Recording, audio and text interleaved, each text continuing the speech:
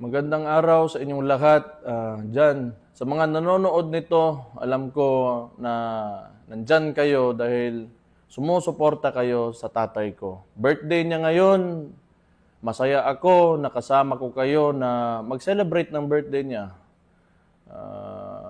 Yun lang, nasa Hague siya ngayon sa Netherlands, nasa ICC kasi inaresto sa hindi tama na paraan, illegal na paraan, yung tatay ko at isinuko ni Bongbong Marcos sa mga doon sa Netherlands, sa ICC. So, kahit ganon ang nangyari, masaya pa rin ako kasi nakikita ko yung suporta nyo. So, malaking bagay yan sa amin. Gusto ko malaman nyo na malaking bagay talaga yan. At huwag na tayong tumigil hanggat sa hindi makabalik si PRRD.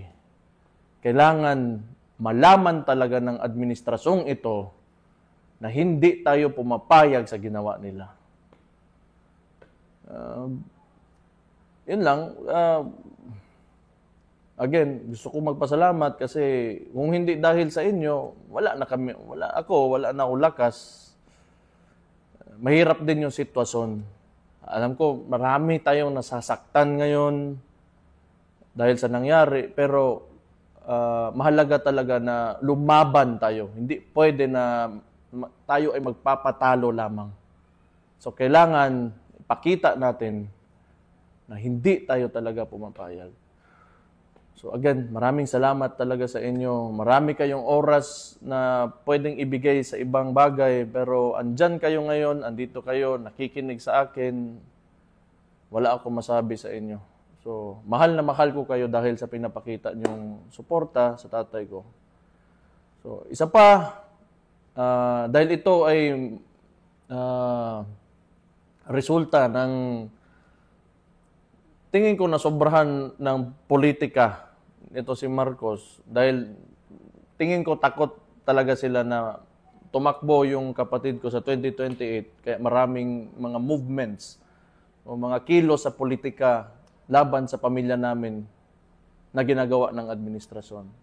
So, gusto ko lang dahil I want to take this opportunity na wag natin kalimutan yung mga issue yung sa GAA, pati yung sa PhilHealth ng mga pera na hindi nila masagot at yung kung paano ginagamit ang ayuda ngayon para sa eleksyon. Yun ang mahalaga rin na hindi natin patuloy na i-question natin at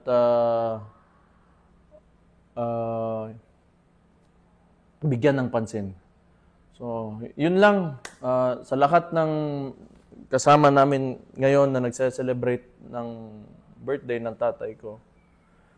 Again, mahal na mahal ko kayo dahil alam ko mahal na mahal niyo yung tatay ko. Malaking bagay yan sa amin.